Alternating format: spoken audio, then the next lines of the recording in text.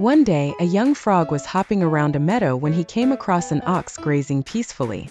Amazed by the size of the ox, the young frog rushed back to his family to tell them about the giant creature he had seen. "Father, I saw the biggest animal ever today," the young frog exclaimed. The father frog, wanting to impress his son, puffed himself up and asked, "Was he as big as this?" The young frog shook his head. "No, he was much bigger." Determined to match the size of the ox, the father frog puffed himself up even more. "What about now?" he asked. The young frog replied, "No, father, he was much, much bigger." The father frog, in his pride and stubbornness, continued to inflate himself. Finally, the father frog puffed himself up so much that he burst.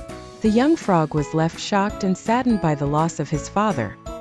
He realized that his father's pride and envy had led to his downfall. The other frogs, hearing the story, learned a valuable lesson about the dangers of pride and trying to be something one is not. They understood that it is better to accept oneself and not try to compete with others in ways that are harmful. The moral of the story is clear. Pride and envy can lead to destruction. The father frog's attempt to match the size of the ox teaches us the importance of accepting our limitations and being content with who we are. It reminds us that trying to be something we are not can have disastrous consequences.